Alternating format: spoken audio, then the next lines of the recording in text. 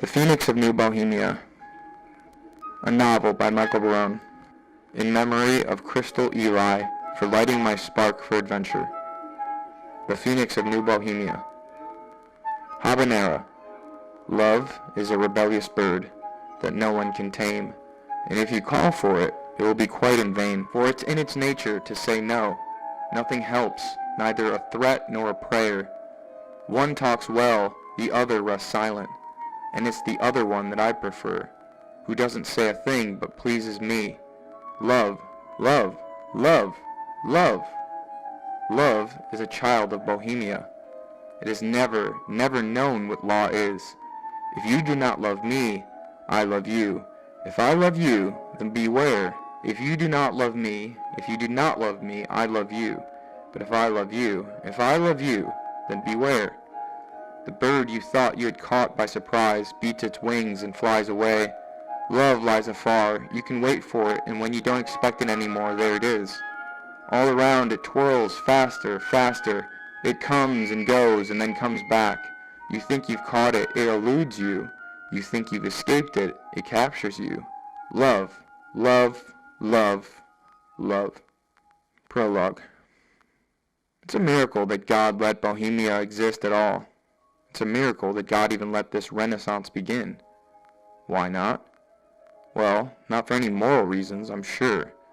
I find it hard to believe in a God that would gain any sort of amusement or pleasure from seeing a member of his own flock go astray, regardless of how entertaining the fall from grace might be. Do you think Santa Claus gets any enjoyment from marking little kids down on his naughty list every year? Hell no. He does it because it's his job. What kind of sadistic freak would get joy from putting lumps of unprocessed petroleum in little James's stocking? Don't you see? It hurts Santa just as much as it hurts little James. Attention, North Pole. This is your captain speaking, Captain Claus. We lost another one. We just got word via satellite imagery, the latest in our top secret Xmas use only 5G application kid tracker software, project codename No Kidder is a Sinner, that little Jimmy has been playing with his ding-dong again before recess and keeps turning in his school assignments with crusty stains all over it. Naughty boy. Bad Jimmy. It's a holiday after all, so we should be grateful for the 40% off store-wide. And look, even the music is subliminally inserting advertisements about money and cars and food and jewelry, and play the game and be like everyone else. Do your duty to society and don't ask questions. Wherever your love may lie, find it and hold it there. Hold it high like a pair of newly bought Nikes or Adidas. And how many of these brands will actually last in the next decade? I got it. The romance now. The great romance is with giving, shopping for others. That's what it's all about. That's what the holidays are all about. Maybe, just maybe, I think to myself, I was looking at it wrong. Maybe, just maybe, everyone is here, like me, looking around for someone else, asking themselves, I wonder if, insert name, would like this. I wonder what gifts they'd like to see wrapped under the Christmas tree. On the road, there is no Christmas. It's just an over-commercialized propaganda machine feeding the ego of consumerist-type yuppies in order to make a quick buck. But here, every so often I see the love.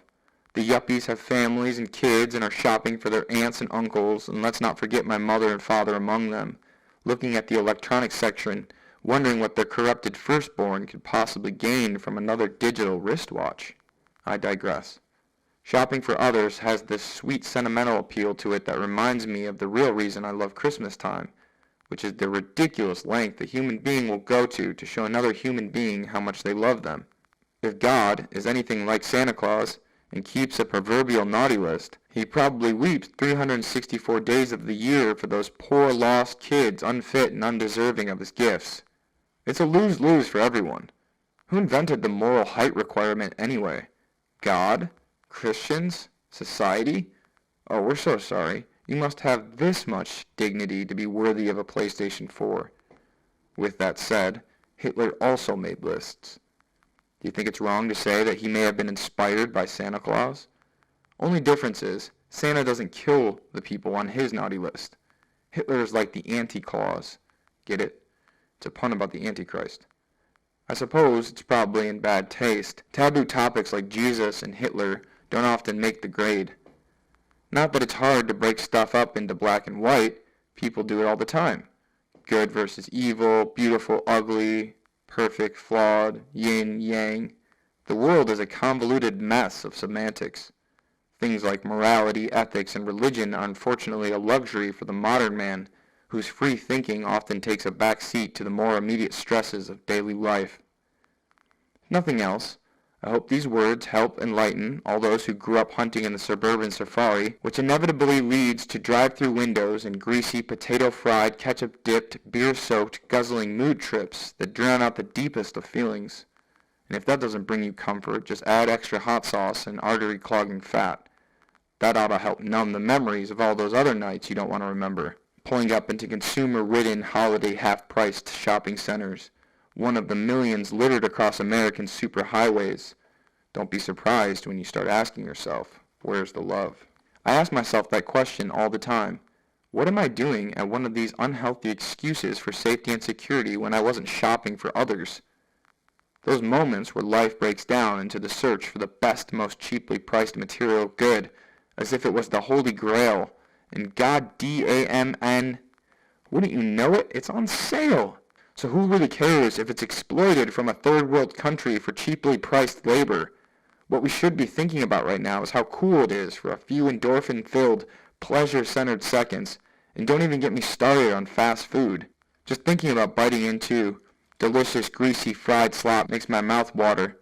Something tells me this is not what the founders of our dear and blessed country had in mind, trading tiny, shiny nickels with their heads on it in exchange for synthetic processed meat with extra salt, please. The young girl at the window chatting mindlessly through a headset who's practically titillating from the sin. Yes, I'll take 5 of those, and 1 of those, and as long as I'm willing to part with this almighty dollar, something good to drink too, please. But what good can come of all this but the smells of future farts and bellyaches and thigh cramps, diabetes, heart disease? But don't worry, because that's all down the road. It's America anyway. Procrastination nation, land of the free, home of the heart's disease. Tasty, pasty, wiggly pigs sloshing in their own filth for shits and gigs. The simplest way I've ever heard it put went something like this. Someone once told me when I was living in St. Augustine, Florida, that Christ lived the perfect life, and for some reason I believe that. I don't know why I believe it, I just do. I believe it with all my heart that at somewhere, sometime, there lived a boy who became a man, and all the factors worked out just so that he lived, by definition, in the eyes of God, the perfect life. He never missed a point. He was always on the mark, all-loving, unconditional, pure, free from sin. A man who walked the high road, paved the way for the rest of us, and set an example for all mankind to follow, and he did so with all his heart and soul.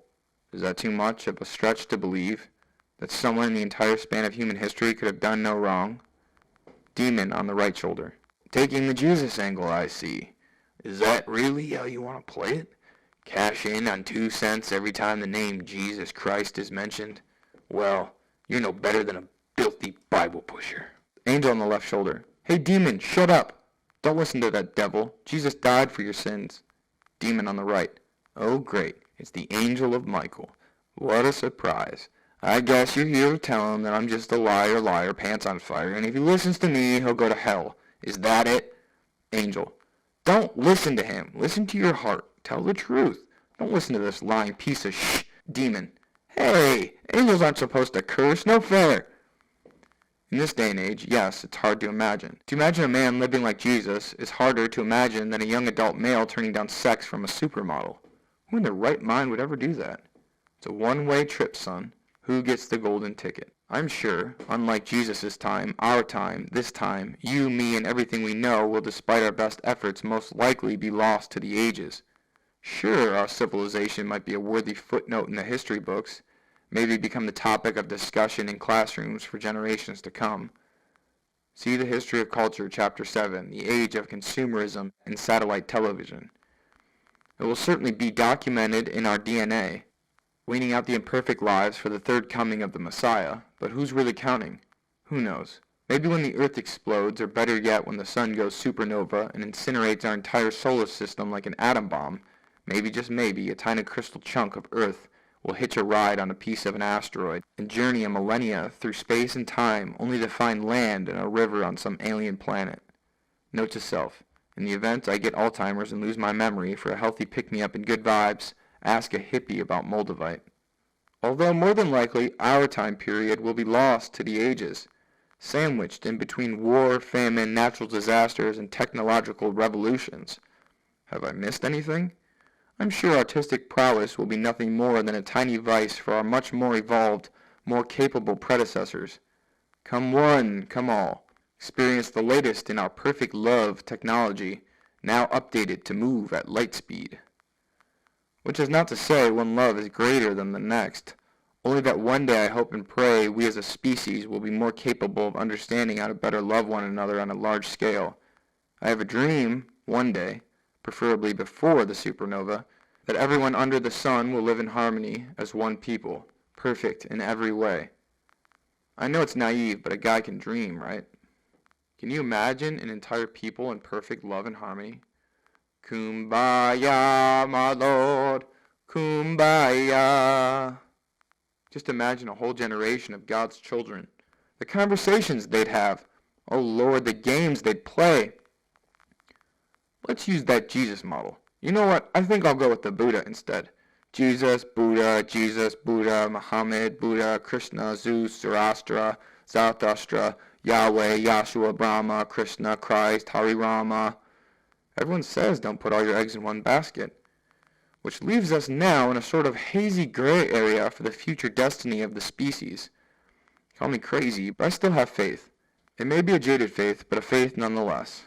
As long as we remain steadfast in our progress, as long as we follow the guidance of our higher selves, as long as we don't blow ourselves up first.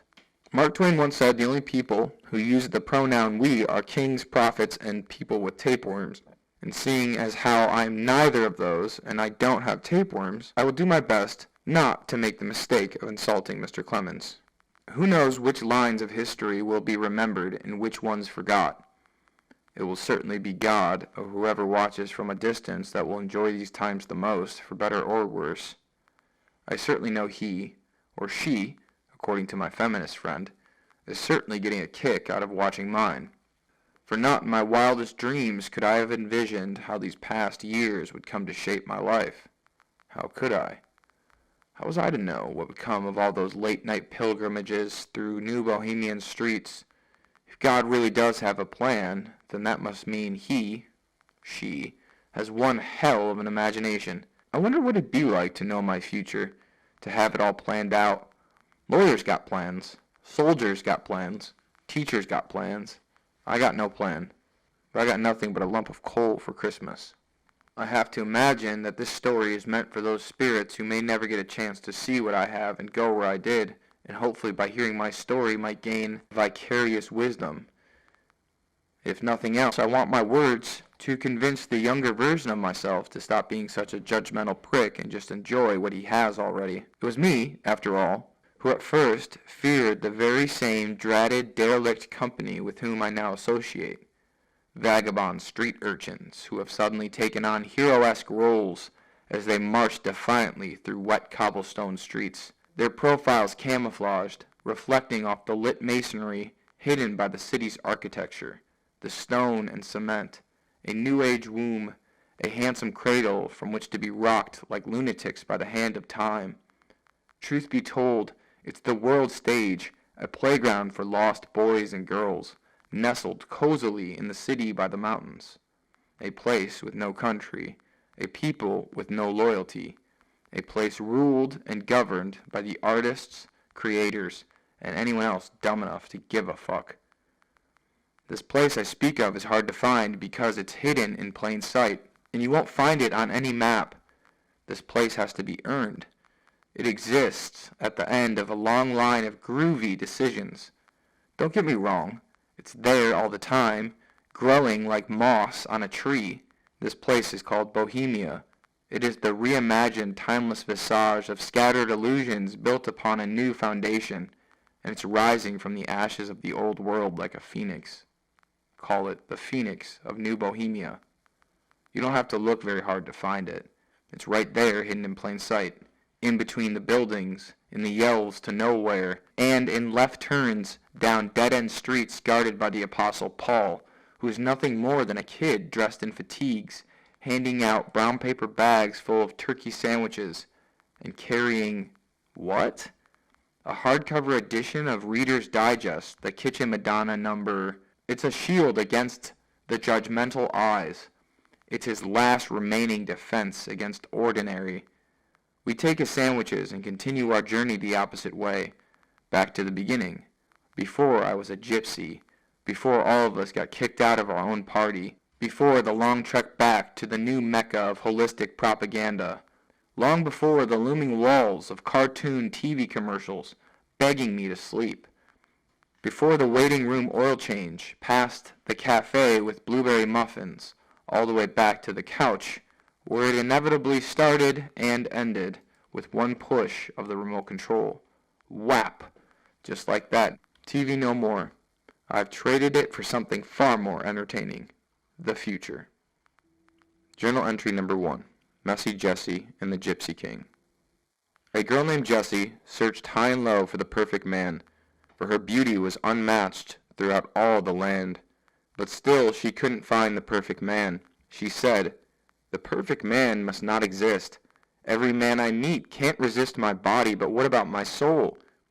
Is there not a man out there with a soul as good as gold?" Messy Jessie decided that if the perfect man does not exist, then she would have to make one using her fists. But before she could start, she heard a sound. "That's odd," she thought. "I thought no one was around." "Don't do that," the Gypsy King said. "I can fulfill your wish. All I ask is one kiss from your lips." But instead, she went to the edge of a cliff. "I'd rather be dead," she said. "I won't be tricked." She leapt off the ledge, but instead of death, she landed on a bed where her two eyes met the eyes of a man. "What is this magic?" she said. "This must be a dream." There stood the Gypsy King. Rolling with laughter, he began to sing. "Jessie wished to meet the perfect man. Look no further now, here I am. That was when I took her hand and made Messy Jessie queen of Gypsy land. La-di-da-da, la-di-da-da, la-di-da-da-da-di-da-di-da-da." Chapter 1. Wonder Jar. I stare up from my phone. My therapist asks me, "What happened on those mystical night walks wandering on New Bohemian streets?" She's toying with me, I think. She has mentioned before she likes my writing, perhaps a little too much. She's read my journal for what she calls in-depth analysis. "Do you hear voices in your head?" she asks frankly. God, if she only knew. Voices. Hell, lady, I hear a symphony of psychic babble that is about as relevant to my life as MTV is to kids in Africa. Instead, though, I just said, "No, I don't." "Next question, please. And if you would be so kind as to sign my slip of paper so I don't get lobotomized, that'd be great."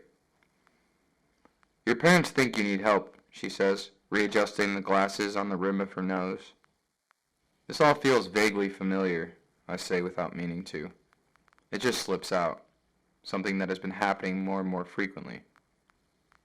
"Why don't you tell me about some of the things you've been writing in your journal, Flashback. Return to New Bohemia. From my vantage point, staring at the horizon from 20 stories high, looking at the vast vistas of the Appalachians, all the lights are hovering like flaming orbs of bliss, gliding across a black dreamscape. Hearing the train horn blaring through a gentle hush of wind, and wafting the warmish winter gusts of some indiscernible smell. Maybe it's the piss puddle from the leak I just took streaming downhill, or maybe it's the gas from Beau's ass rising through Earth's atmosphere to join Jupiter's giant red spot. Is it cosmic planetary gravity at play? Everyone knows Jupiter is made up of mostly gas, right? Where do farts go, I wonder? This smell is different, though.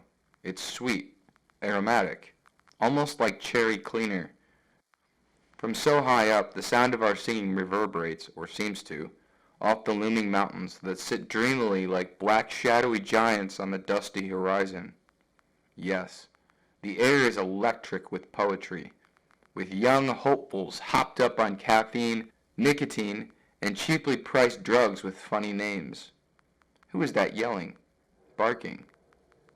The sounds interrupt my thoughts with pseudo-queer banter. Yes, that's Queer. We stop to answer the chalkboard. What do you want to do before you die? I scribble quickly. Surf a wave. It's culture pouring over every corner. The unstoppable forces that move at light speed, sticking stickers on lampposts and stop signs, graffitiing walls with wrist-twerking signatures and fugue states of consciousness in the most sinister of spots. Atop the buildings we leave our own mark, a week's worth of work. Stickers, tags, piss, swear words echo off brick buildings, walling us in. The words, "Some make the cages, while others break them free," is stenciled on a stop sign. The stale smell of tobacco, stained teeth, and halitosis breath, all vaguely reminiscent of a time far gone. I march gallantly through the crowds of laughing teenagers. Everywhere are outlets. Everywhere are familiar faces. The words and languages true. I hear it in 1,000 forms all at once, as if the levee of inspiration finally broke and flooded the whole city. I drink beer and go from one hole in the wall to the next, touching everything, digging the sounds oozing out of the shop windows as if it was God speaking. Misunderstandings melt away like cold icicles from a rooftop. Listening with excited ears, always hungry for more, never growing tired of that infinite song. I stop again to dance with the animatronic hustlers who ask for tips from a hat.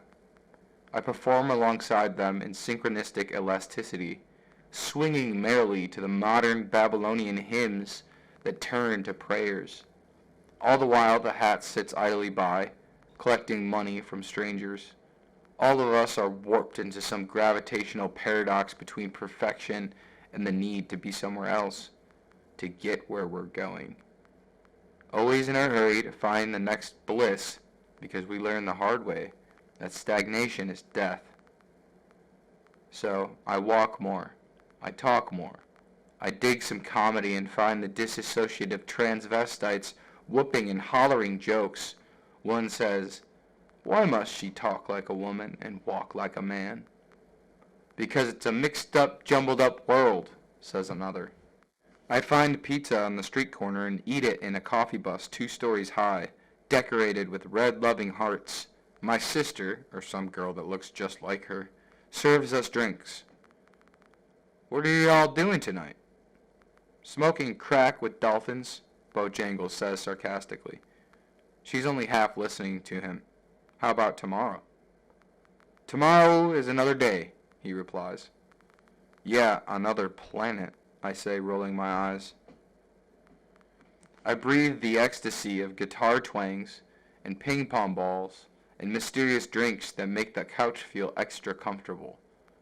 I tell myself, go ahead, you've earned it. I sing. No pressure. Any requests? The limelight is so thick I feel sick from the olive green glow. All the dogs stop to sniff, and I wonder if pit bulls are actually a species of bear. "Hey, you think pit bulls are a species of bear?" I ask Bo. "I think I'd like to drink some more of this here stuff," Bojangles says. "What is it?" I ask. "Oh, just a little kava," Bo replies. "You should write about this stuff. It's a sign of the times." "You think?" "Sure. 30 years from now, people are going to want to know what people were on. Don't you ever watch old movies and just think, man, what were they on?" "Yeah, I guess," I reply. "You know Geo, right?" Bojangles says. "I never met Geo, but he knows Sloppy, Jewel's friend, and I know Jewel. Anyway, well, Geo's got a rig made from a real deer antler. They drilled holes in it." Crystal is the one rolling her eyes now. "You guys are so full of it, it's not even funny." As if that's not enough. There are cigarette-smoking saints questioning the sanctity of the universe in 2-syllable hums, as frog princes chant Hari fucking Krishna while belting lurch-croaking burps that dispel evil. There's the slow beauty of a home, the memory of the therapist's couch, and all the people who work and eat at such a pace that only the Vedics knew about. When did blood get on the guitar? I yell, noticing red spackle on the steel strings. That's my blood, Bo says, grabbing the guitar. I cut my middle finger on it, so now it's mine, Bo says, grabbing the guitar from my hands. You have to cry and sweat on it first, I quip, grabbing it back. You've yet to shed a tear, Bo yells, resuming the tug of war. I turn to look at Crystal, who has become a queen, and I, who have remained faceless, nameless, homeless, pouring out light because money is no object, and I'd rather spend it hobbling around critiquing art than contribute anything more to this jumbled, chaotic mess. Do you hear that? The walls are talking, I say, pupils dilated in excitement. They speak of time. They speak of a city within a city, a people within a people, and a soul within it all, hidden in plain sight. My revelry is interrupted by fire trucks and a procession of police and emergency vehicles driving past in a furious blaze of flashing lights and ear-piercing sirens. Do yourself a favor, Bo says. The sirens are blaring. The dream is over. What's that? I ask. Don't watch the news, he says, striking a chord on my guitar. Later at night. The TV is on, and there's something about ISIS and the tension between Israel and Syria. Religion is at the bottom of it all. The Olympics are being held in South Korea this year, in some city that for the life of me I can't pronounce, but there's supposedly some deranged dictator with nuclear capabilities too proud or stubborn to allow the games to exist peacefully.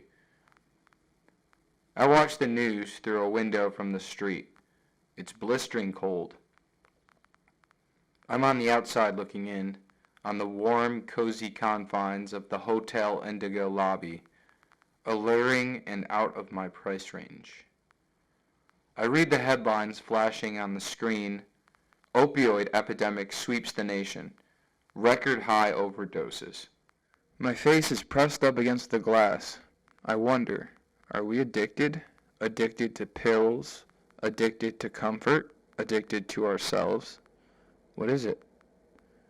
Don't sweat it, man. Life is always a drag when the news is on. I told you not to watch the news.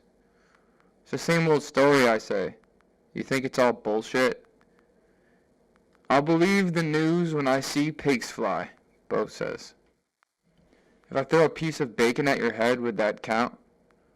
I don't know. Why do you think cops pull me over every time I eat donuts? Bojangles asks. You should perform an experiment and test out your theory, like Pavlov, only with cops. You think I need to pursue the scientific method? Can't some things I just know? Bo asks. I don't believe in coincidences. I bet you anything pigs love donuts, I say. Back to the present. By the time these tired eyes of mine shut and the swirling blackness ensues, my head has already hit the pillow. It's night. My thoughts have taken over. I must make something of myself.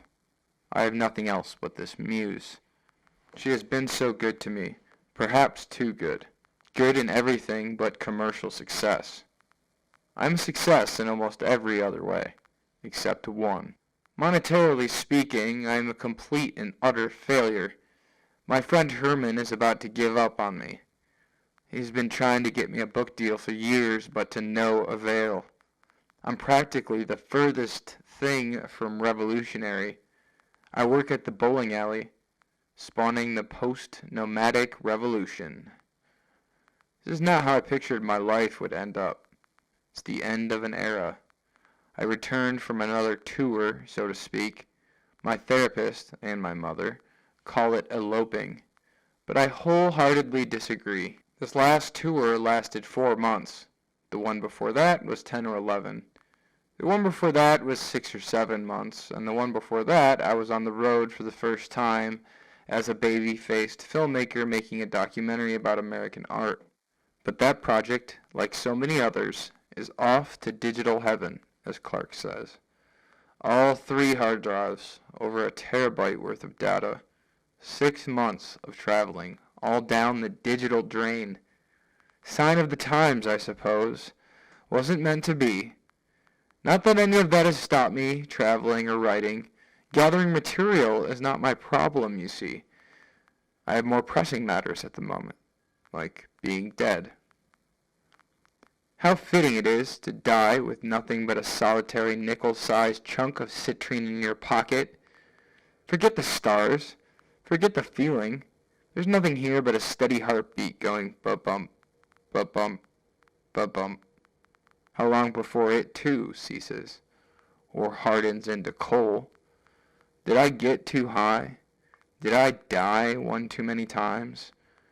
A flicker of light interrupts my revelry. No more thoughts, no more blackness. It's a foggy image at first. The pearly gates of heaven appear, and all I can hear are the majestic sounds of trumpets and the chorus of what seems to be 1,000 angels, all singing in perfect harmony. Am I dead? I ask, testing out my ability to speak in the afterlife. Cast your woes to the sea, says St. Peter. I call him St. Peter, for he holds a ring of keys at his waist, and he's standing in front of the enormous shining pearly gates of eternity. No, it can't be. I haven't finished my work yet. I can't be dead. I'm not done. It's a tragedy, Peter says, but that's hardly the point. Art isn't about heartbreak. It isn't about getting up and going at it again and again, despite falling off the horse, despite being humiliated and publicly shamed, despite being bruised, battered, and broken.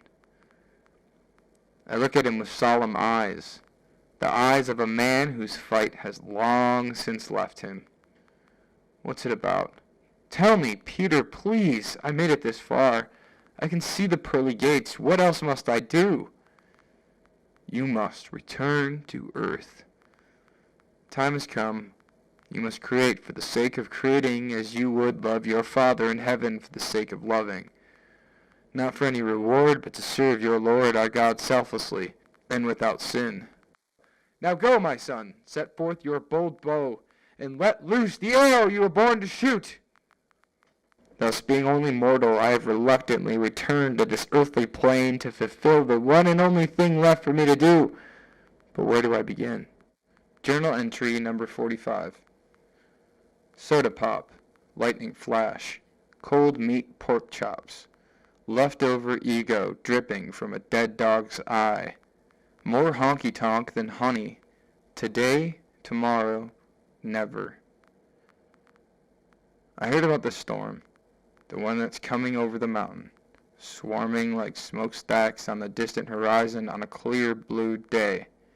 A cage, a flap of the robin's wing, many moons and hollow flow, a river of platonic solids, fire, earth, water, wind, lightning, flowers. Color bursts open from the center of my third eye. Memories of my past flood my cerebral cortex. Leaky totems of flesh and solemn strokes of the pen. Who would have guessed now is then is now. Forward to make Daddy proud, into the spotlight, heir to the throne. O you victorious angel, you lovely brute, sawing and hammering at wit's end, imagining for the sake of imagining what death will be like, should be like, empty, cold, black warmth with a middle finger and viper fangs leaking poison from the bite wound. Crusty, dusty, painted fingernails pluck guitar strings of Pluto as the space between the breath widens, stretching into the gulf of eternity. Travel no more. I must return home as the seventh son, the prodigal son, ejaculating through the cosmos at the speed of light, orbiting around a child's dream, back and forth like a boomerang, 1 for the money, 2 for the show, 3 to get steady, 4 to go, go, go, 5 times the weight of an ugly magnetic field pulsing to the sound of passing trucks thumping over tortured pavement. The leaves rustle green in the high trees of another dancing queen. She rises like cream in a cup of coffee, as smooth as water flows in a river, out into the ocean of oblivion where thoughts cease to become words until all that remains is darkness. Too high to revel and too sober for action, I'd take it all back if I could.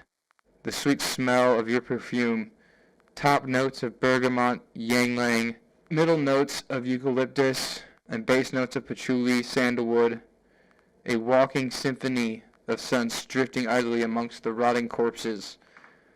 Purple, violet, pink, gold, wilting flowers and legends of old. Serpents rise up the spine as ancient kundalini energy is spent on bodhisattvas entering samadhi during desert-dwelling dreams. They all wake up at the exact moment to do yoga as the sun rises, withdrawing afterwards back into thinking, contemplating, postulating, disintegrating the atoms of color and putting them back together again. One story written with the help of a close friend. If I never see home again. The truth is, I'm close and getting closer to the center of time where all is fine. When does it end? I wonder. The present. It's good to see you again. It's been a long time since we last spoke, my therapist says. Not long enough, I say, outstretching my limbs on the couch. Why is that, she asks. I don't need therapy. I'm fine. In fact, I have to get back to my work immediately. Well, seeing as how the hospital believes you're a danger to yourself and others, I think it's best you just comply and this will all go as smooth as silk. I hate silk. Please, I'm here to help you. Now, our first order of business. She pulls up a crumpled up journal from underneath the desk which has the words, exactly as I see it, scribbled in my own handwriting on the cover. Tell me about this, she says in an icy cool tone that reminds me of how a snake might talk if it could speak. That's mine, I say, coolly imitating her tone. I know. I've read every page. You're a very talented writer. There are some concerning things in here. She opens the journal where one of a dozen colorful page markers are poking out of the top and readjusts the rim of her glasses for the dozenth time. Listen, lady. Please, call me Susan. Listen, Sue, I've written more words than I know what to do with. Literally. The writings are stacked knee-high in my room. Dozens of binders filled with diary entries, journals, short stories, poems, recipes, vignettes, novels, novelettes, character sketches, plot notes, mathematical equations, quotations, notations, inventions. Stuff just as concerning. I emphasize the concern in parentheses using my fingers. I never intended anybody to actually read any of it. Yes, I can see that. She licks her index finger and starts flipping through the pages one by one. Her eyes have become tiny slits from which a small fire can be seen burning in her pupils. This part about dreams here, and I quote, "Did I mention the perk of dreams? It seems the muse has gifted me with dreams. That's what I get paid in, not money. Cold, hard dreams. And lots of them. As if the entire pressure of light has been backed up in my subconscious and seeps out at night in Hollywood-quality fantasies." End quote. Not a bad commission, I'd say. No one knows who I am, though. A complete unknown. Everyone seems to think that real art is about getting famous, having shows, getting your name in lights, that sort of thing. Selling. That's what it's all about, and I'm hardly the man to convince them otherwise. How's the medication treating you? How do you feel now? To be honest, I've been seeing things. Yes, really? What sort of things? Last night I had a vision I died and talked to St. Peter. Saint who? St. Peter. He's the one who has the keys to heaven. He told me I wasn't ready to die and I still had work to do, so he let me come back to life to serve the Lord. That must be a side effect of the medication. It's a perfectly normal reaction. I'm sure you will be feeling fine soon enough. Now, about this dream. When did you write this? Well, most of it is dated. I wrote the city I was in when it was written, but it's all over the map, which apparently, according to my editor, is a bad thing. Your editor? Yeah, my best friend Herman has been trying to help me get a book deal for years. You're starting to see why your parents find this troubling. She's taken out a clipboard and has gone back to readjusting her glasses. It says here you overdosed. It says here you were pronounced legally dead for 3.5 minutes. No, that's not it. I didn't overdose. I fell asleep and wait a second. I knew it! I did see St. Peter! Saint who again? Saint Peter. The words seem to melt her skin. I hear a hissing and bubbling sound. Is something burning? I ask, sniffing the air. Will you excuse me a moment? Sue gets up and quickly walks out of the door, slamming it shut behind her. I hear a muffled voice through the thin walls. This journal is just the tip of the iceberg with him, not to mention his paintings or the thousands of recorded voice memos we found. There's a soft reply from a voice too deep to be audible. I get up to stretch. I decide to step outside the back door for a smoke. Yeah, and what do I have to show for it? I think to myself. All that art for what? Well, let's see. I have an above-average IQ, a vast vocabulary of useless words, but besides that, zilch. I got nothing. Nothing concrete. No accolades, no screaming fans, no girlfriend, just one fat zero in my bank account. God, please tell me, where do I start? How can I move people? How do I tell my story in a way that others will understand? Send me a sign. Need I suffer the pangs of failure like Van Gogh? Need I lose everything like your servant Job? At that moment, I noticed a man, old and gray, dressed in rags, holding a sign in the pouring rain. He's calling out to the sky. I'm ready now. Take me, Lord. Excuse me, sir? Hello, sir. Who are you yelling at? I ask, approaching cautiously. The old man spins with furious speed and looks at me with piercing eyes. Who are you? Who, me? Search deep in your soul and tell me who you are. The man is covered in dirt and sweat. Our eyes are locked in some weird mixture of curiosity and fear. Listen, sir. It's the devil I want to dance with, he blurts out. God isn't listening anymore. I've prayed and look at me. This is how he treats the faithful. You're wrong about God. I've been to the pearly gates. God works in mysterious. The devil asked me who I was, and I was too weak to answer him. Too afraid, but no more. I walked away pretending not to hear him. I'd never sell my soul, but if I did, I definitely wouldn't do it drunk in a parking lot. I returned back to the couch to find my therapist jotting notes behind a clipboard. Can I offer you a cup of tea, perhaps? She asks. Sure, I say, still shaken from the strange encounter with the crazy man outside. Anything else? I do a double take. She's the devil now, smirking behind the clipboard. He's wearing a red tie. What the? I say, blinking 3 times and rubbing my eyes. Is something wrong? She says, scribbling profusely behind her clipboard, adjusting the rim of her glasses. She looks back to normal. I don't think this medication is working right. I'm seeing things. Another woman comes in the door and hands me a cup of steaming hot tea. Susan asks me. Perhaps they're not working right because we're asking the wrong questions. What is it you truly want? Her voice is callous and slimy. I see right through. Well, mostly I want people to read the millions of words I've written. I want people to value my opinions, and I want to have my picture on the inside cover of book jackets, with quirky quotes about how excellent the author is. I want old girlfriends to say, hey, I slept with him. Is that so much to ask?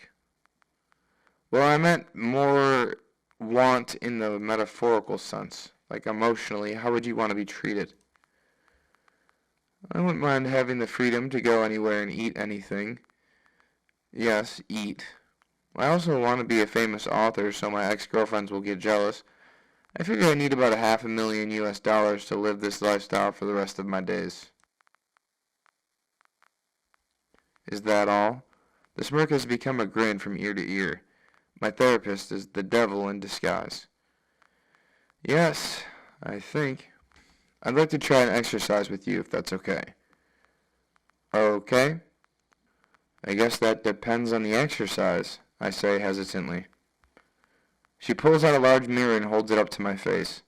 It's an oblong shape, concave at its edges, funhouse style. One that seems abstract, but I can't help but be a little scared of my own distorted expression.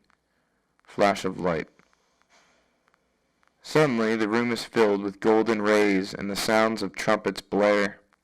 "'Tis but a hurdle to jump!" It's the Archangel Michael come to save me. I hear the deep, booming voice as the armor-plated angel bearing a shield and spear descends from the heavens, piercing the devil through the heart. Somewhere, someone on the other side is screaming bloody murder. Before I know it, I'm back to the safe confines of my one and only true solace, the bed. What kind of medication is this? My head has hit the pillow, and for the second time in 24 hours I am unconscious.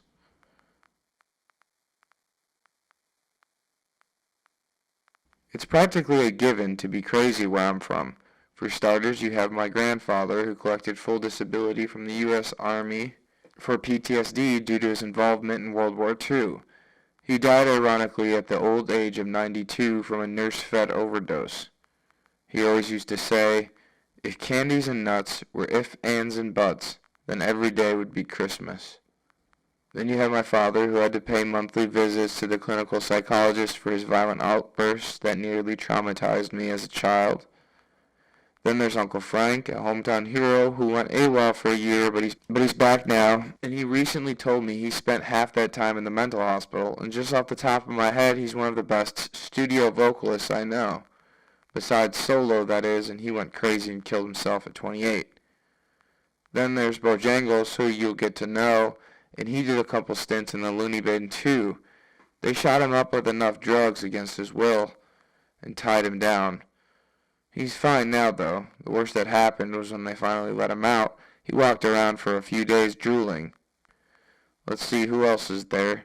Well, you got the other David, not the David who traveled with us, another David, who was put on so much medication they had him marching around the city like a zombie until he was so dehydrated he passed out from heat exhaustion somewhere in the middle of the street. Then, of course, you got me, who's been to rehab once, the mental hospital twice, county jail 3 times, and have been homeless more times than I can count. Then there's the 2 girls in the Pisces house that committed suicide, and how could I forget about the other Mike, who was actually a world-famous touring musician, who lived in a van. But he made it big at least. He toured in front of thousands of screaming fans, played with Pearl Jam, made music videos. He got all the accolades and the drugs. He lived life to the fullest, to say the least, and he was only a few years older than me. But unfortunately, his success didn't stop him from jumping off a 4-story building in a failed suicide attempt and breaking his leg. He wanted to die for real, but he didn't, thank God. At least they gave him a wheelchair and enough downers to cheer his bruised and battered ego up. Damn. He was a great musician, though. One of the best I know. He could play every song by the Doors on the piano, and that's saying something. I'm sure I'm forgetting someone. There was Johnny, but he never let himself get caught long enough to get committed. Although if you ask me if there was anyone who deserved to be strapped down in a straitjacket in the cuckoo's nest, it was Johnny. And who could forget Tom? Good old Doubting Thomas, who was only an incident away from missing his Depakote and getting recommitted for having one of his fabled drunken outbursts. He took his daily dose to deal with his manic bipolar episodes where he would uncontrollably let loose his suppressed sexual rage upon some very sorry soul. And are we blaming his alcoholism? Of course not. But who am I to judge? He's a great artist, and that's all that matters. Then you have Danny, Annie, and Adam, who all died of overdoses. Annie died of pills. Danny had bad stuff cut with fentanyl, and as for Adam, we think he was a first-timer/experimenter, but no one knows for sure. In middle-class suburbia, most of the details have a tendency to get covered up and swept under the rug. Why I had to visit a therapist in the first place can be boiled down to this one simple conversation that I'll share with you now. Let me warn you, it's a doozy. And of course, inevitably, the conversation happens with my parents, not unlike the one they gave me about the birds and the bees, only this is slightly different. It goes something like, "Hey, Mother. Hey, Father. Yes, son. Yes, son? I'm not sure how to say this, but... Oh, no, don't tell me you're a homosexual. I knew it. What? Mom, no. I was going to say I do recreational drugs sometimes. Oh, thank God. I thought you were going to tell me you were gay or worse, an atheist." Great. I see the fear, the look in their eyes. Let me explain. I don't do drugs. I experiment with medicinal substances to determine the best combination of chemicals for achieving permanent homeostasis. Don't give us that BS, my dad screams. I wanted to say that my best friend Bob is a pharmacist, so I got the first-class lowdown. But I didn't. I wanted to say that I have trouble trusting people, mainly mainstream doctors and pharmaceutical reps, so this path seems to me more reputable, but I didn't. Mostly it's just weed, I say, staring down at my twiddling thumbs, refusing to make eye contact. Oh no, they say. Oh yes, but it helps in so many ways, I tell them. I see things more clearly, which contributes to my happiness, thus my overall well-being. What exactly are you saying? What I want to say is I do occasionally partake in the psychedelic hallucinogen in a religious rite, but I think it's within my rights. The truth is, it's become much more socially acceptable in this day and age to be mentally stable and a user of Schedule I narcotics. My mother is dialing the phone. Yes, hello? Is this the Wickhaven Mental Institution? The truth is, I have to talk about it in some way, or else it's just going to build up inside me, or you, or Dad, and fester like a wound. The thing is, I see it in every class, caste, and level of society. In the past 5 years, even marijuana has become socially acceptable and legal. Well, that's just the tip of the iceberg. The real mystery with drugs as a whole is mankind's efforts to otherwise sabotage and thwart his own evolution.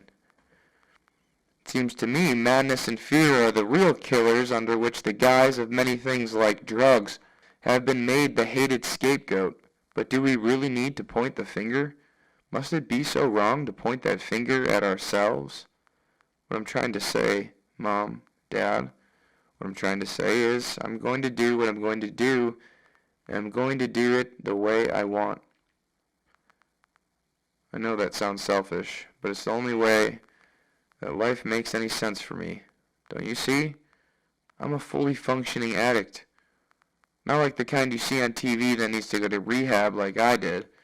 No, I'm a real live wire. Happy-go-lucky, righteous, loving, freak flag flying, dancing, buddy hopping, barefoot through the mud type hippie addict. You know, the ones you rarely hear about because they're growing grass in Acapulco while making bass music so loud it's off the Richter scale. It synchronizes with the heartbeat of Gaia herself, and whomps so heavy it could quite possibly be nuclear. But that it bumps well past what words can even describe because there are no words for the sounds that happen because they are so mother-loving planetary. But have no fear, because what I'm trying to say, Mom, Dad, what I'm really trying to say is that I love you. And I wish I would have grown up wanting a normal day job like all those other normal kids, but unfortunately I watched too many movies and read too many books and got this crazy idea in my head that maybe someday, somehow, I'd grow up and be able to create something half as good as those artists I admired and respected. I want to create the magic that I am experiencing. The same magic that is still alive and well today in my life, and better than ever, in fact. I'm telling you now because I have to let you know where I stand when it comes to this whole drug movement talk. Pause. Awkward silence ensues. Heavy teardrops fall. Droplets land in puddles on the pamphlet for dealing with a loved one with bipolar disorder and depression. Of course now they are just staring at me all wide-eyed and ashamed with tears in their eyes, like I am a stranger. What happened to our baby boy? Where is that innocent child we raised? Where did we go wrong? I can tell the level of self-guilt and blame weighs heavy on their conscience. I see it in their shoulders and chest. No one is hungry. I know for sure they're going to make me see a therapist now. They think I'm going to overdose like those kids they see on the 6 o'clock news, like those godforsaken rock stars. Who let this kid watch all that TV anyway? Who let him play those goddamn video games until 5 in the morning? And can you even make any money doing what you're doing? It always comes down to money. No, I say, I can't pay my bills with art. Not yet, anyway. I can't pay my bills with art. Not yet, anyway. Right now, I can't do diddly squat. I'm about as useful as a shipwrecked sailor. Only they're bound and determined to find a sufficient answer even if they have to pay for it. A therapist will do. Covered under governmental supplemental insurance, of course, so what the hell? But I don't have time for therapy. You're not working. You don't have a job. What could you possibly be busy doing that you don't have time? Veins are popping out of my father's forehead. I've just about had it up to here. Anyway, Bruce Lee just punched some guy in the face like 50 times in fists of fury, and I think that's the end of the movie. Well, seriously, Mom, tell the doctors. Maybe I might actually have ADHD. I think. Yes, that's attention deficit disorder. Remember I was diagnosed all those years ago, but so was half the population, so it's probably safe to say my specific case has remained in remission. What's that? Yeah, I think cancer and ADHD function pretty much the same. No? I might be wrong. What's that? Yeah, sure. For you, Mother, I'll go to medical school. Well, maybe not medical school, but I'll definitely read a health book. I'll do that much for you, but that's as far as I'm willing to go. I can only jump through so many hoops before I actually lose my mind. But the most important thing for you to know is that I found love, and I have love, and I am in love. For who? My mother looks at me inquisitively. You know, the muse. Only she's not a figment of my imagination anymore. She's real. I know her name. But don't ask me, because it changes. But she's real, I can promise you that. So real that I've actually touched her canvas. I've gotten up close and examined all her work. And not just girls, Mom, but guys, too. I can hear it now, the god-awful, disdainful gasp of breath from my mother's mouth. Guys? What do you mean, guys? Can't you see? I'm just dancing with my friends. Yes, son, but at what price? Look at yourself. Look at your hair. This last time you eloped, it nearly killed you. Every time you elope, it has nearly killed you. My dad chimes in. Are you willing to sacrifice your mental health for strangers? Are you willing to give up your sanity and God-given comfort in the name of some poor sap who likes to paint skulls in his free time? No, Dad, it's not like that. Getting to know someone on a deep personal level is never in vain. It's the relationships that keep me sustained, of that I'm sure. What I need now is for you to understand how beautiful I think you are, how much I love you, and how art is the only thing in my life where I've found any sort of purpose and meaning. Yes, but why the drugs, they ask. Why put yourself at risk? For the true artist, nothing is beyond the limits of experimentation. Everything is up for grabs. This life is too short to let obsequious, ubiquitous things like laws interfere with my God-damn enlightenment. Don't you see? It's the Renaissance all over again.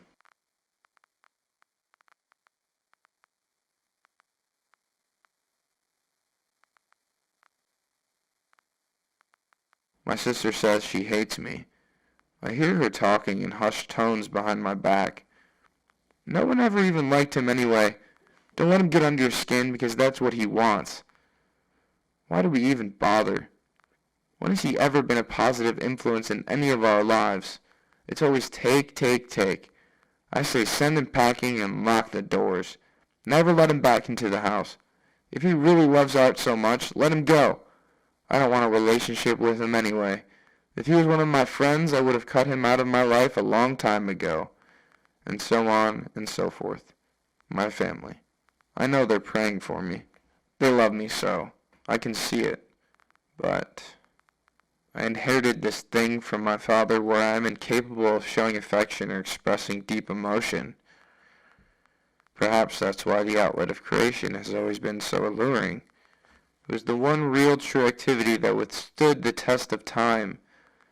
A place in my mind where I knew there would always be love in some form or another, whether that's music, writing, or drawing. Which reminds me of the sketch I completed in the interim. Lately, I've been getting all this pressure from all parties involved to start selling my stuff, to start working on these mediums like I would haul hay on a farm, as if writing is as simple as slapping words on paper until I think to myself, hey, okay, now I think I'm done, that looks good. As if it was a dollop of paint or a bite of food or a cigarette that will be here one moment and gone the next. No, it goes infinitely deeper than that. And with any sort of luck, these words will outlast my body. And that's my point. I must enjoy my life to the best of my ability, create with all my heart and soul, and with those, dare I say, feelings.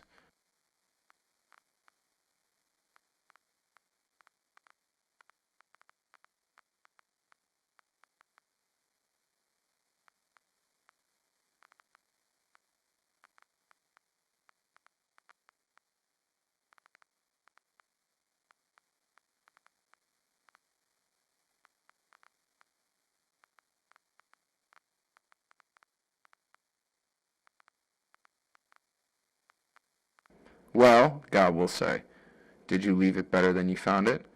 Did you love with all your heart and soul?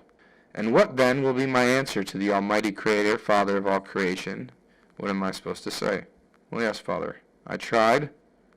Hell no. Hallowed be thy name. Thy kingdom come. Thy will be done, on earth as it is in heaven. Present day. Listen, man, it's because I love you that I'm telling you this, but your book is shit. It's my editor who is also my agent. His name is Herman.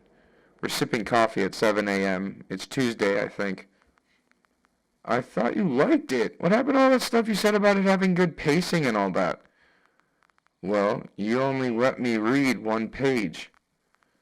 Damn it, Herman. Well, that's because I was testing you. I thought you were going to give me some constructive feedback this time. Pacing's not your problem. It's just not good. I don't know how else to say it. How do you know if you didn't finish it? That's exactly why I don't have a book deal. It just seems like you're trying too hard. You need to start thinking about your constituents. What the fuck are you talking about? I'm a writer, not a politician. I keep telling you to just hand over your journal and let me worry about the rest.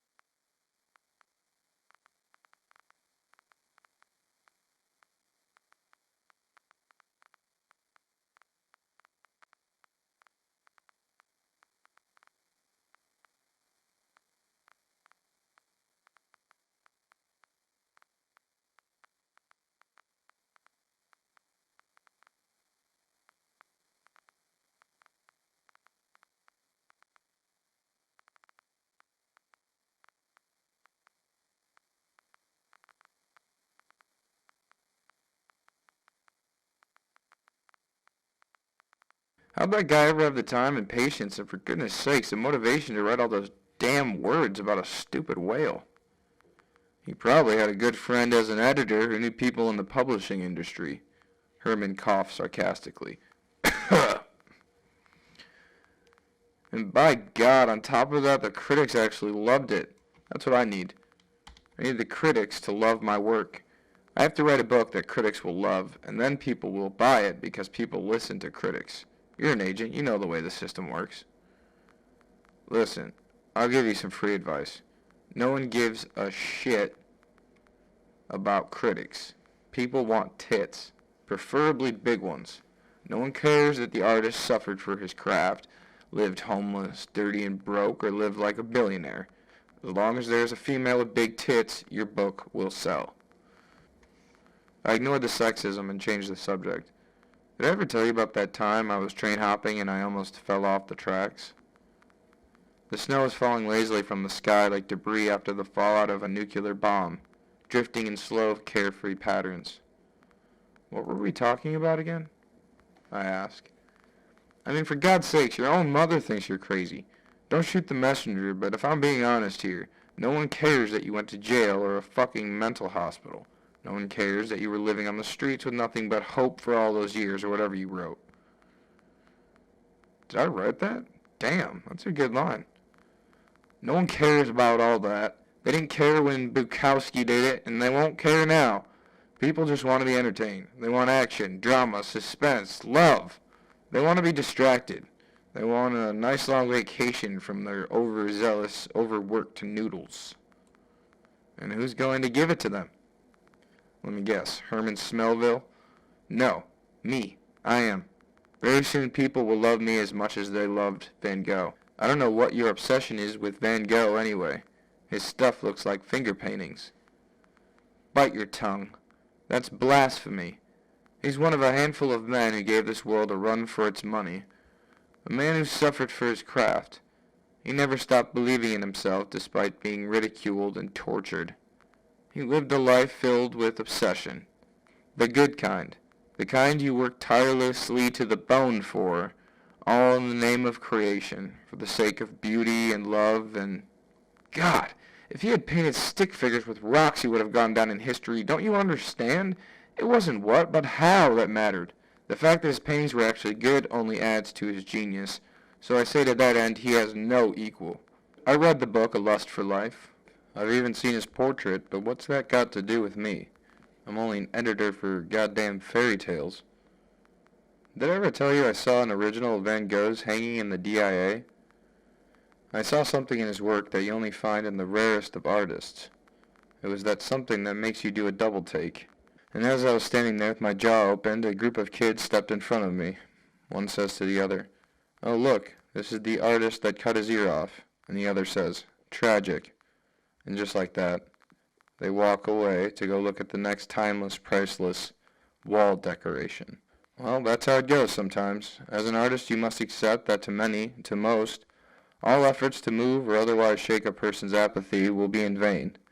Some will be moved and others bored. It is the great irony that we are often attracted to those who fall on the latter. I had finished my coffee and I was beginning to get restless. "So where do you want to go from here, I asked. "I'm thinking either bowling or Tony's art gallery." "I'm talking about in terms of your book," Herman says. "Well, for one, I think you should read the manuscript before you make any more judgments." "Is it finished?" "For the most part. I still need to do some tweaks to the ending, but it's practically there." "Let me read it first, and I'll decide." "I will, but as my friend and agent, I expect you to give me your utmost truthfully honest, no bullshit opinion. I need healthy criticism this time." "Have I ever lied to you? Come on, it's me you're talking to." "No, really. Van Gogh was scoffed at. He died believing himself to be a failure. That can't happen to me. I'm not that strong. My ego can't take it." "Well, maybe if it's that important to you, you should cut off both your ears and get one up on the old Dutch bastard." "Don't joke. This is serious. I mean, the book is funny. I hope you laugh. It's funny. It's a little serious and a little comical, but overall, I tried to add as much real life in there as I could." "Was that your goal?" "That was one of my goals, yeah." "Well, I don't want to ruin it for you, but let's just say I feel stupider already." "Remind me what I pay you for again?" "You never paid me a cent. This is pro bono till you hit the lotto." "Lotto?" "Let's just say you have a better shot at hitting the lottery than you do getting a book deal." "You can be a real curmudgeon sometimes, you know that, Herman? I'm your last remaining friend, and friends tell it like it is. I only play the editor because I love you and I know you can take it. And if you want some free advice, let me read the rest of what's in that mysterious journal of yours and we'll sell it and get filthy rich. I want to write a real book, Herm. I have 1,000 thoughts in my head, none of which would make a good story. The only real solace I get now is from my work. I take out my journal and squeeze it tightly against my chest to emphasize the point. To me, this is worth more than all the gold in Egypt, worth more than all the diamonds in Africa, worth more than all the oil in the Middle East. Give me one reason why I should fashion you a story worth more than any commodity in the entire goddamn universe. Well, I'll give you 2 reasons. They're twins by the name of Charlene and Jolene, and they charge $222 an hour. I'm serious, Herman. I need a purpose.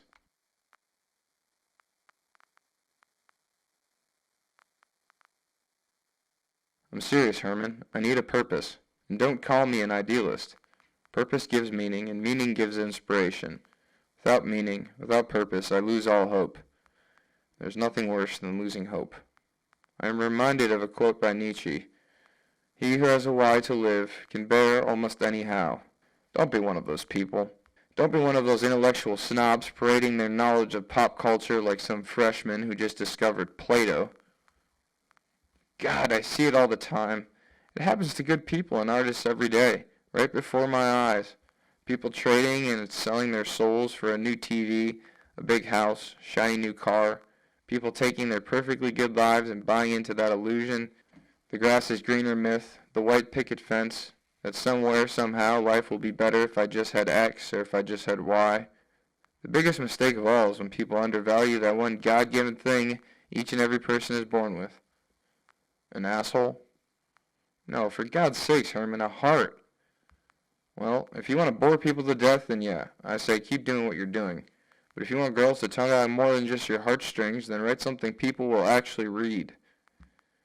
Truth be told, I could use a real woman in my life right now. But then again, maybe it's just the last of Scorpio's energy. Oh God, don't start with that astrology shit again. I thought I told you to stop reading those fucking columns. It's bad for your reputation. No one is going to take you seriously as a writer. You're better off selling your testicles to science. I started writing astrology columns for the Gazette, actually. Great. Now I'll never be able to sell your name with anything on it. Sagittarius, you have no problem with self-image. That's the easy part, and also the funnest. You learned to walk that fine line a long time ago, between narcissism and egoism, between confidence and humbleness. It's almost a game, but don't play when it comes to your soul. Kill your idols and realize you are exactly who you want to be right now. Oh God, I think I'm going to be sick. We left the cafe. I held the Gazette in my hands, rifling through the pages as Herman and I strolled through the frigid winter air of downtown. The snow had begun falling heavier now. When it's all said and done, writing a song and writing a book aren't really that different. There are notes and keys and certain chords that unlock certain sounds and themes. There are movements and bridges in writing too, and especially in stories. If I'm going to write the book of the century, I need to find the key. That's what I'm looking for. Stephen Hawking had the key to life, that is. The key to happiness. Maybe he still does. All you gotta do is become paralyzed and then... Boy, you're right! That was sarcasm. Basically, it boils down to this. I want to write a story with the passion of Van Gogh, the persistence and optimism of Stephen Hawking, the candor of Thomas Pynchon, the cadence of David Foster Wallace, the no-fucks-given attitude of Kurt Cobain, and the hair of Albert Einstein. I know the critics would love me then. That would be the book of the century. It'd be a miracle you don't kill yourself. Half those guys committed suicide. You're right. I've suffered enough already. A good book needs a good plot, and you're searching for a plot like a man searches for gold in a river. You're never going to find it, and if you do, it'd be pure luck. Wait, you might be onto something. There's the story right there. I'll write a story about trying to catch a particularly rare fish, or about a hunter tracking some animal. That's the plot of Moby Dick. Damn, you're right. All the good ideas have been taken. There's nothing original anymore. Not in music, not in art, and certainly not in literature. I don't know, Herman. I'm out of ideas. I feel burnt out. I think you should start selling your journal about the doctor and his machine. You've seen things most people have never seen. That's something we could publish. You made the news. If I'm going to sell out, I want to sell out in style. Faustian style. That's my boy. I can see Charlene and Jolene's panties on the ground already. No, wait, I can't sell my soul. I definitely need my soul. I mean, without a soul, how can I say bless you when someone sneezes, or visit Hare Krishna temples and eat great Indian food? No, I'm definitely not selling my soul. Instead, I'll consider out pimping my muse. How's that any better? I'm just going to pimp her out and give the public a taste of which is nearest and dearest to my heart. Kills me to say it, for she's worth more than all the admiration and book sales in the world, but damn it, you're right. I really need money. That's the spirit. Here, take this. I hand him the journal. A faded and worn black book with the title, The Story Exactly as I See It, scribbled on the front. You're looking at the coveted chronicles of all my travels. Please be gentle with it. It's all I have left of my journals. Is this the original? The same one that got you in trouble with the shrink? You mean the devil? She's not that bad, Herman says, smiling. You have no idea. Just be careful with that, will you? Hey, what have I always told you? I promised I'd help you get it published. We can sell it under a pseudonym. How about Jimmy Morrison? Very funny. I can't help but shake the feeling like I'm selling my soul or something. I'd rather have people read that after I'm dead. Ah, you poor sensitive artist, Herman says, laughing, already perusing the pages. Trust me, he holds up the journal. I've been waiting a long time for this. Later that night, Herman turns on the lamplight next to his bed. He lies back in an over-animated exhalation of relief and comfort and begins to flip through the pages of my infamous journal. This is even half true. I got a real story on my hands, Herman says, clutching the journal between his arms. Now, where were we? He opens the journal. Let's see now. This entry looks promising. Skip. Boring. Let's see, what else do we have here? Herman is talking to himself in bed, while adjusting his pillow, silently flipping through the pages. God damn, I forgot how much this kid likes to talk about himself. Where's all that stuff about the CIA and the drugs? Herman is rifling through pages in agitation. Okay, here we go. This looks promising. Before he can start, he accidentally spills a glass of wine on himself.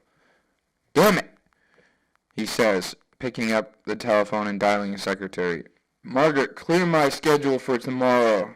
And give me some salami if we got any, with those crackers. I've got reading to do. I also need some facts double-checked for this new story. I think I got something here. He hangs up the phone and continues to read. Yeah, this is publishable. Now where was that stuff about the casino? He stops flipping pages on a particularly messy entry. The biggest problem is reading this damn thing. His handwriting is like reading ancient Egyptian hieroglyphs. Interesting. Very interesting. Herman reaches for the telephone again. Maggie, get our publishers on the phone. He closes the journal and flicks off the light. Soon, my friend. Very soon. Journal entry number 33. Hey there, haughty stranger. See right off the bat I'm insulting you. Sorry. Blame it on my subconscious. Sometimes it's better left to its own device, however unmercifully honest it may be. But alas, I've digressed before I've even begun. Hardy har har. So here's where I'm at. Back to the couch. Just where I started 6 months ago, before all the hoopla started. Before I didn't have a car or license or a job. Before life was pure and good and I didn't have a cell phone or an online profile. Before I traveled broke from New York to California and back again. Before I knew how to paint, really paint, or do pottery or garden or sing covers or survive with no money. Before, when I had a room full of books and chest drawers filled with nice clothes.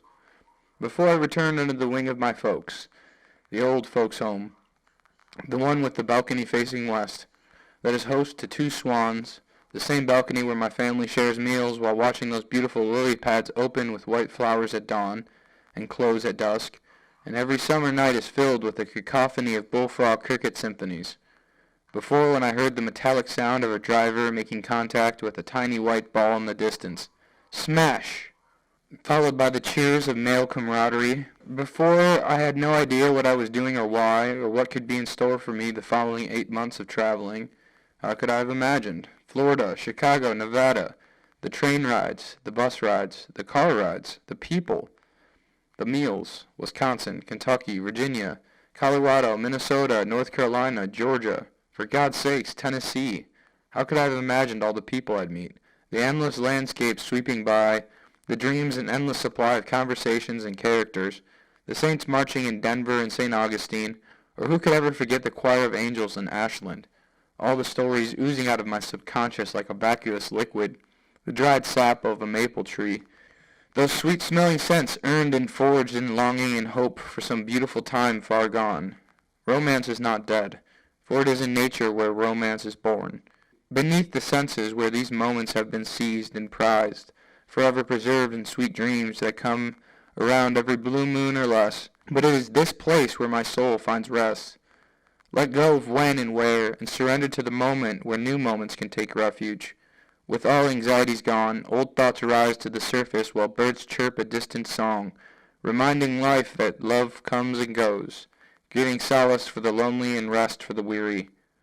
The song and dance that comes from a full heart, the gratitude and thanks, the lessons, the hard and valuable priceless lessons, the generosity of humankind, the spirits.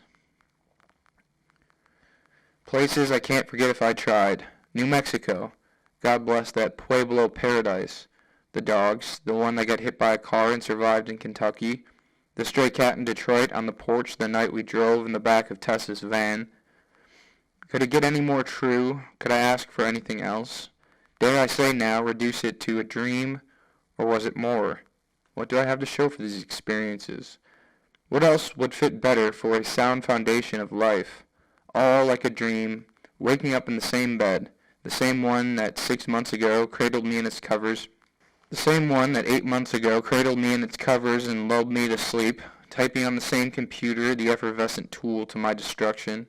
Alas, I have returned, full circle, to the beginning, to the end, another revolution of time, space, and devotion to some force that has swept me up and let me down in the warm confines of home, always home.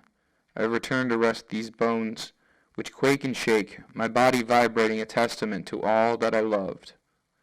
Chapter 2. Subterfuge.